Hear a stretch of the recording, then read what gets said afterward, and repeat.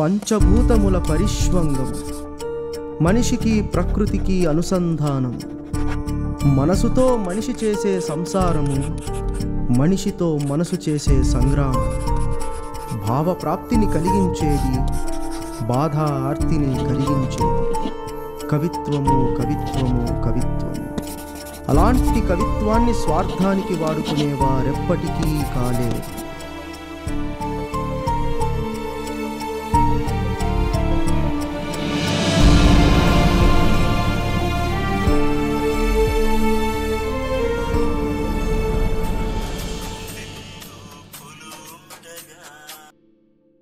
ఇలా ఉంటే చాలు సార్. ఫీల్ అదే, పదాలు కాస్త ట్రెండీగా ఉంటే చాలు. ఇంతకీ మీ పాట సిచ్యువేషన్ ఏంటి? ముందు మీరు ట్యూన్ వినండి సార్, మీకు క్లారిటీ వస్తుంది.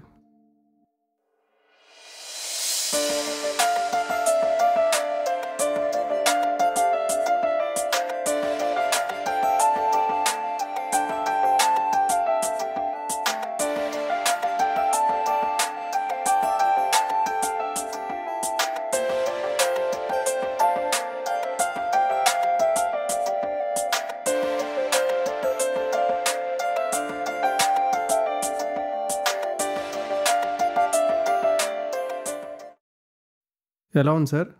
ఈ ఇయర్ హిట్ సాంగ్ ఇదే అవుతుంది, కావాలంటే రాసిస్తా. రాసిస్తారనే కదా సార్ వచ్చింది. అది కాదయ్యా, మాట రాసిస్తానంటున్నా. అంటే పాట రాయరా? సర్లే, సిచ్యువేషన్ ఏంటో చెప్పు.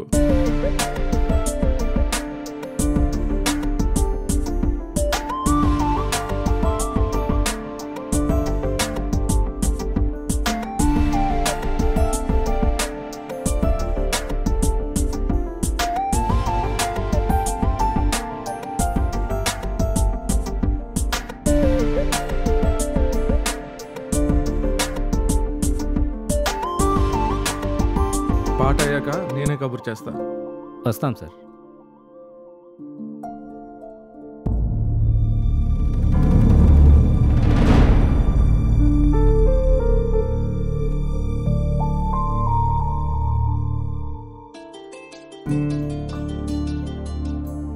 Hello sir. సార్ నమస్తే సార్, చెప్పండి సార్. నా పాట ఏమైందయ్యా? ఈసారి ఏం చేస్తున్నాడు? అది సార్ లోపల పాట రాస్తున్నారు సార్. 2 డేస్లో మీ సాంగ్ అయిపోతుంది సార్. కొంచెం సాంగ్ సిచ్యువేషన్ కాంప్లికేటెడ్గా ఉంది కదా, అందుకని. ఇట్స్ ఓకే, పాట మాత్రం అదిరిపోవాలని చెప్పు. తప్పకుండా సార్, తప్పకుండా. ప్రతి అమ్మాయి రింగ్ టోను మన పాట అయి ఉండాలి. ఓకే సార్, సరే సార్, ఉంటాను సార్, నమస్కారం. రాసుకో. Super duper bumper body, pager feature laser lady, figure ఒగరు చూస్తే వేడెక్కింది పొగరు, షవరు కింద షివరవుతూ బాచేద్దామా లవరు, 6x6 = 36, జారు పైట జారు = వన్స్ మోర్. ఆపు ఆపు ఆపు.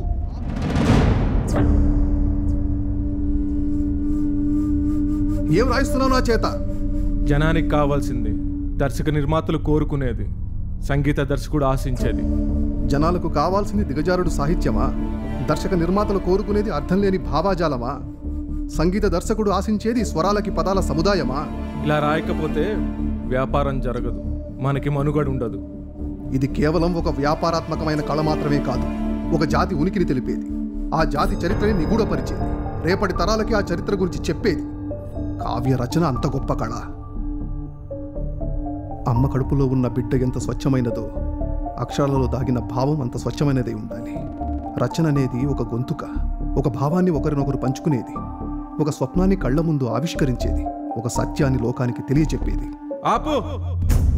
ఇది వ్యాపారాత్మకమైన కళ మాత్రమే కానప్పుడు తను రాసిన రచనలు, సాహిత్యం, కవిత్వాలను పుస్తక రూపంలో అచ్చేసి వెలకట్టి పని కట్టుకొని అమ్ముకొని ఒక్క రచయితను చూపించు. జాతి ఉనికిని, జాతి చరిత్రని రేపటి తరాలకి చెప్పేదైతే అలా చెప్పే వాటిలో వేరే అంశాల చర్చ లేదా? రామాయణం నుంచి రాజ్యాంగం దాకా రాసిన వాడి భాష అయినా కనిపిస్తుంది, లేదా వాడి ఘోష అయినా వినిపిస్తుంది. కానీ చదివేవాడు మాత్రం రాసిన వాడు ఏం చెప్పాలనుకునే దానికంటే వాడికి నచ్చిందే తీసుకుంటాడు. అలాంటప్పుడు ఏం రాస్తే ఏంటి? పసిపిల్లాడు ఏం పెట్టినా తింటాడు కదా అని ఆ తల్లి పిల్లవాడికి విషం పెడుతుందా? చదివేవాడు ఏం అర్థం తీసుకుంటాడు, ఎలా అర్థం చేసుకుంటాడు అన్నది వాడి విజ్ఞత, సంస్కారం, దృష్టికోణం. కానీ ఇలా ఎవరికి నచ్చింది వాళ్ళు, ఎవరికి వచ్చింది వాళ్ళు రాసి రాసి రాసి కొన్ని తరాలని ఒకే ఘాటికి కట్టేసి అదే సత్యమని, అదే సాంప్రదాయమని, అదే ఆచారమని నమ్మించి నమ్మించి ఇంకా నమ్మిస్తూనే ఉన్నారు. దృష్ట్వైకం రూపమన్యోహి రజ్యతే అనహ్య ప్రజుష్యతి కశ్చిత్ భవతి మధ్యస్థః తత్రైవన్యో గృణాయతే.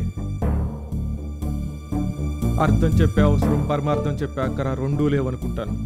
నీకు తెలియని శాస్త్రాల, శ్లోకాల, పురాణాలు, ఇతిహాసాలు, శ్లోకాలు, శాస్త్రాలు, శాసనాలు, గ్రంథాలు లాంటివి చెప్పినవి చెప్పినట్టుగా, జరిగినవి జరిగినట్టుగా 100% రచింపబడ్డాయి అనడానికి సాక్ష్యాలున్నాయా? భగవద్గీత శ్రీకృష్ణుడి చేత చెప్పబడింది, కానీ అతని చేత రచింపబడదు. ఖురాన్ ముహమ్మద్ ప్రవక్త ద్వారా చెప్పబడింది, కానీ అతని చేత రచింపబడలేదు.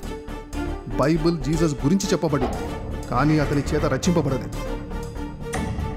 చెప్పేవాడి గొంతు దాటిన మాట రాసేవాడి చేతిలో నుంచి జారేటప్పుడు దాని ఉనికిని ఎంత కోల్పోతుందో ఎవరికి తెలుసు. అలాంటిది రాసినవాడు రాతని ఆధారంగా చేసుకొని రాసిందే మళ్ళీ మళ్ళీ రాసి ఇంకా ఎవరు ప్రతిభను వాళ్ళు చాటుకోవడానికి రాసుకుంటూనే పోతున్నారు. అర్థం మారి స్వార్థం అవుతుంది, భావం మారి జీవం పోతుంది. గతం గతః. ఈ ఘర్షణ నీకు కొత్త కాదు, నాకు వింత కాదు. ప్రస్తుతం ప్రస్తావిద్దాం. దేని గురించి ప్రస్తావిద్దాం? భాష గురించా, భావం గురించా, అర్థం గురించా, పరమార్థం గురించా, దేని గురించి? వచ్చింది ఒక తెలుగు దర్శకుడు, తీసేది ఒక తెలుగు చిత్రం, రాయాల్సింది ఒక తెలుగు పాట. అలాంటి తెలుగు పాటలో అసలు తెలుగేది? 10 పంక్తుల పాటలో 100వ వంతైనా తెలుగు అక్షరాలు లేకపోవడం ఎంత సిగ్గుచేటు. ఎప్పుడైనా ఏ హిందీ పాటలోనైనా, ఏ ఇంగ్లీష్ పాటలోనైనా ఒక్క తెలుగు పదాన్ని గమనించావా? భావానికి భాషతో పనేంటి? అవును, పని లేదు. కానీ భావం సాగుతున్న వేదిక, ప్రయాణించే మార్గం, చేరే గమ్యం ఇవన్నీ దృష్టిలో పెట్టుకోవాలి. ఇద్దరు తెలుగు మాట్లాడే ప్రేమికుల మధ్య భావాన్ని పంచుకోవడానికి మాతృభాషకు మించిన భాష ఉంటుందా? ఈ ప్రశ్న ఆ దర్శకుడిని అడగాలి. ఇలా ఉంటే చాలని వినిపించిన పాటకి, తను కోరుకున్న పాటకి ఇసుమంతైనా పోలిక లేదు. భావంలోనూ బాణిలోనూ రాయించుకునేవాడికి లేని నొప్పి రాసేవాడికి ఎందుకు? తప్పు. బాధ్యత గల వృత్తిలో ఉండి అలా అనడం తప్పు. అన్నం పెట్టే భాషను ఆదరించకపోవడం తప్పు, అనుసరించకపోవడం తప్పు. భాష, భావం, అర్థం, పరమార్థం, సత్యం, స్వచ్ఛత లాంటివి చర్చించుకోవటానికి, తర్కించుకోవటానికి తప్ప ఎందుకు పనికిరావు. మారుతున్న కాలస్థితిగతులను బట్టి మనిషే మారుతున్నాడు. అలాంటిది మాతృభాష ఎంత? ఇప్పుడు నువ్వు ఆదరిస్తున్నా, అనుసరిస్తున్న ఈ భాష కూడా కాలక్రమేణా ఎన్నో మార్పులు చెంది నీ దాకా వచ్చింది. కొన్నాళ్లకు, ఇంకా కొన్నేళ్లకు మారిపోయినా, గట్టిగా చెప్పాలంటే అంతరించిపోయినా ఆశ్చర్యం లేదు. దాన్నే నమ్ముకుంటే నువ్వు కూడా.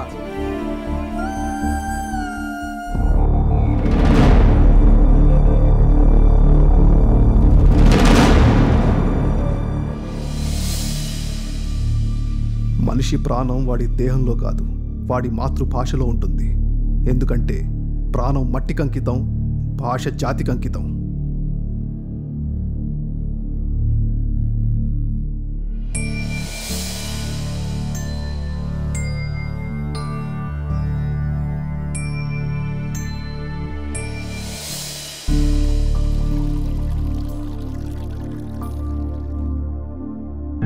అమ్మా, కార్తీ అంటారా? డ్రైవర్,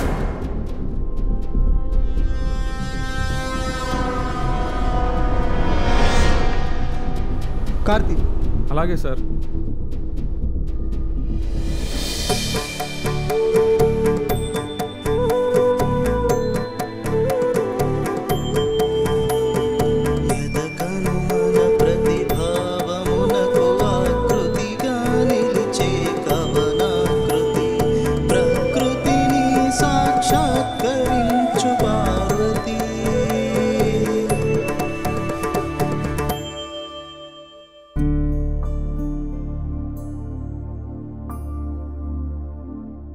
బాగుంది సార్, కానీ ఓపెనింగ్ కొంచెం క్యాచీగా. క్యాచీగా అంటే? Urban style. అర్బన్ స్టైల్ అంటే? కొంచెం హిందీ ఇంగ్లీష్ మిక్స్ అయిన వాడుక భాషలో. తెలుగు వాడుక భాష కాదా? మీ కథలో హీరో ఏ భాష మాట్లాడతాడు? తెలుగే సార్. మరి పాట కూడా తెలుగులోనే పాడాలి కదా? ఓకే సార్, అర్థమైంది. Thank you sir.